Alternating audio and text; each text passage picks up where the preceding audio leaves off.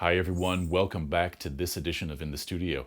Today we're going to be taking another look at the CAP 200, the Cajon foot pedal from Schlagwerk Percussion, and I'm going to talk a little bit about the way that I incorporate the pedal into a lot of the different grooves that I play on the Cajon.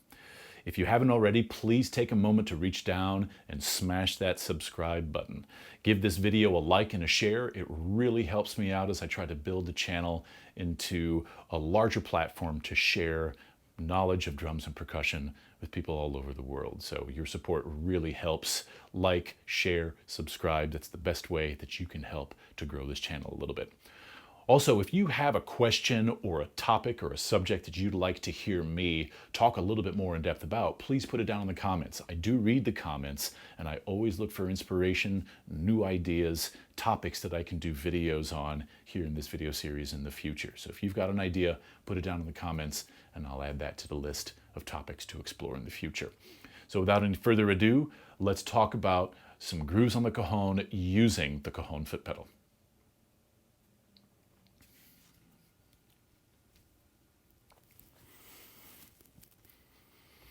So I wanted to begin this video with a small discussion of something that we talked about in the previous video, and that was there's a particular fork in the road that appears when we talk about Cajon playing, and it's this idea, this difference between what I call a drum set paradigm versus a hand drum paradigm.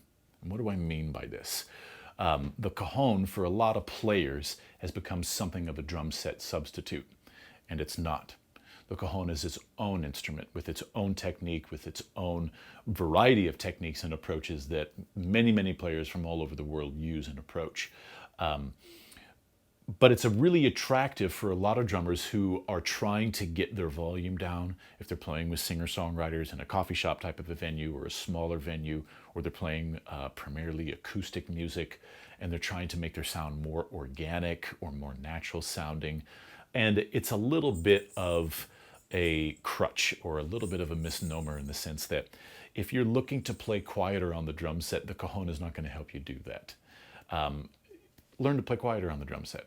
If that's what you need to do, you need to work on that dynamic range, and the Cajon is not going to help you do it. You can set up a drum set with the Cajon as the bass voice, all right? Only do it if the Cajon as your bass drum is the tone and timbre that you're looking for within the music.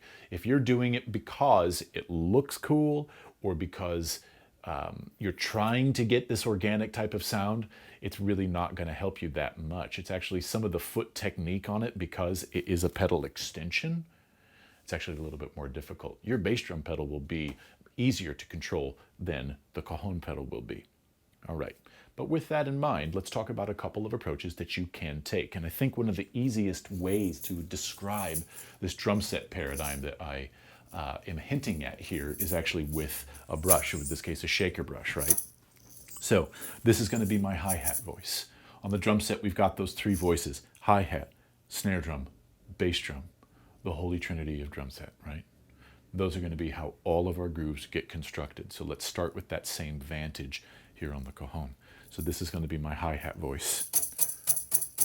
That's what I'll do straight eighth notes with, right? Now, with no pedal in mind, just create some of your drum set grooves using your left hand for the bass voice and the snare voice.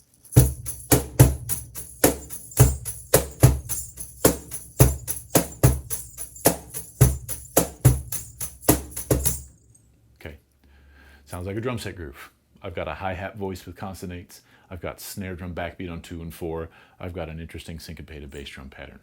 Very hip, okay? That's absolutely in this drum set side of things.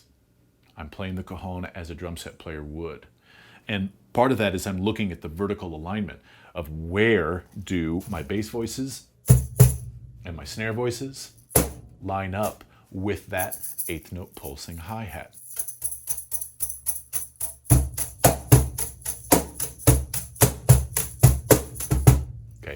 This vertical alignment that I'm talking about, where those voices line up into the hi-hat. Drum set players talk about this all the time. There's those players who think from the top down. That's their conception of time. Their hands are driving the time and they're fitting everything else up into that voice. Or you can build a groove from the bottom up, starting with your feet as representative, or the pulse exists down in your feet, and everything else we're going to line up down into that voice. So we can think top down or ground up, right? That's that drum set side of things. And you can do the exact same thing on the cajon, okay? And adding a pedal into it, very, very simple business.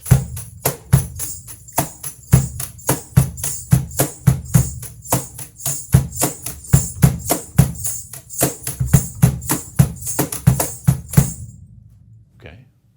Now some of those faster 16th note articulations with the pedal, they are a little bit tricky, and that's sort of why when I first unboxed this pedal, I had to mess with the factory settings a little bit. I had to adjust, especially the spring tension down here. I had to tighten that spring tension up quite a bit so that I could get the beater off of the head a little bit faster, right? In order to get more accurate and cleaner 16th note syncopations using my foot, because that's something that I'd like to have. Anyway, you're going to need to find the adjustments that are going to work for you. There are instructions inside the box or in the case for the CAP200. So if you do need to do adjustments, they're there in the box. You can reference that. So that's a little bit about this drum set paradigm. Vertical alignment is sort of what defines that concept. Now, let's talk about this hand drum paradigm, right? The opposite side of the equation. Well, generally, when we're thinking about a hand drum, either a right hand or a left hand will lead. In my case, I am right-handed, so all of my grooves are going to be right hand lead. Okay, that means for the most part,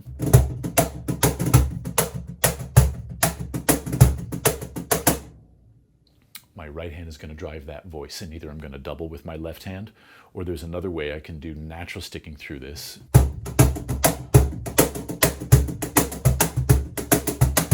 And just alternate right, left, right, left, right, left.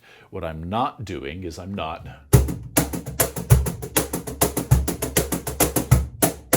playing a lot of flat flams. I'm not playing a lot of right and left hand together. It's redundant, okay? And it does start to break down and convolute the groove quite a bit. So you have to be careful of that. Are there times when I do it? Of course. If I'm playing a straight 4 on the floor type of feel,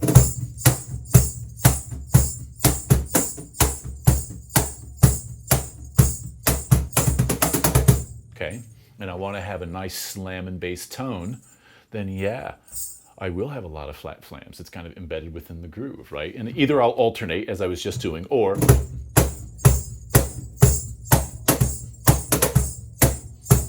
I can just ride that with one hand or the other, depending on what sort of feel I'm looking at.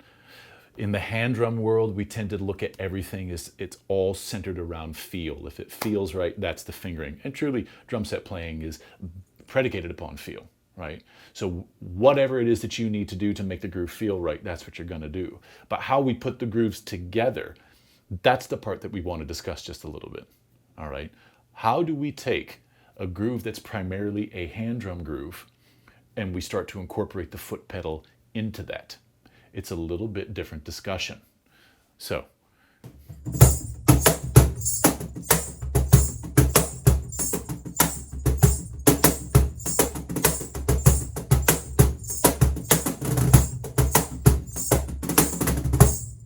okay, pretty simple. This fingering that I'm using within this is primarily right, left, right, left, right, left, alternating what we call natural sticking. 1 E and a 2 E and a 3 E and a 4 E and a 1. Very simple, right, left, you're churning 16th notes through this, okay?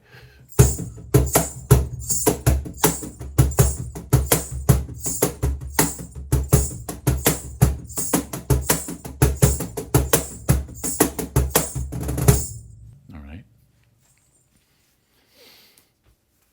Now, I want to put in the pedal, okay? Because it does add another dynamic of feel into it that I think is very interesting.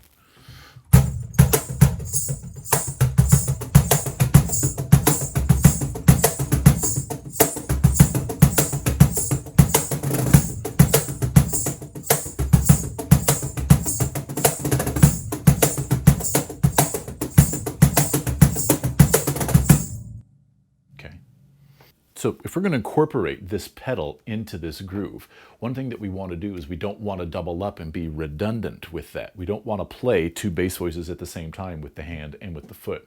So if you take that natural sticking, right, left, right, left, right, left, that fingering we had for this groove,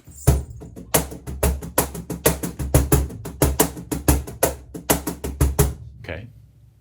And each time you have that bass voice, you're simply going to take that one out and you're going to replace it with a foot pedal. So the fingering now for the groove, if I do that substitution, now we've got foot, left, right, foot, right, left, right, foot, right, left, right, foot, right, left, right, foot, foot. Okay?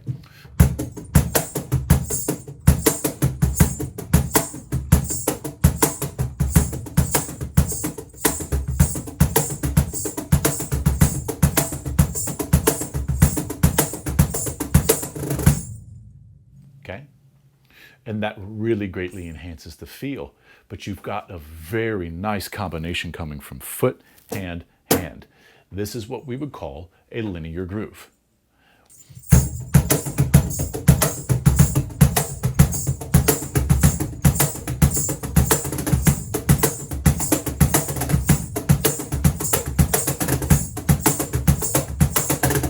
Okay?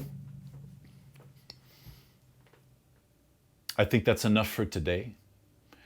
Check back in another couple of days. I'm going to put another video up talking about more ideas of incorporating the foot pedal with the cajon, and we're going to start adding additional voices into our world percussion drum set, what I like to call a world hybrid kit. We're going to start piecing that together. So thanks for stopping by. I hope you've enjoyed the video. Remember to subscribe, like, and share, please. Put a comment down if you have a topic you want to hear me talk a little bit more about. And of course, as always, guys, happy drumming. If you liked this video and want to see more like it, please hit the subscribe button. Visit my website for more information on tours, upcoming performances, and updates on all my projects. Thanks so much, and don't forget to share this video.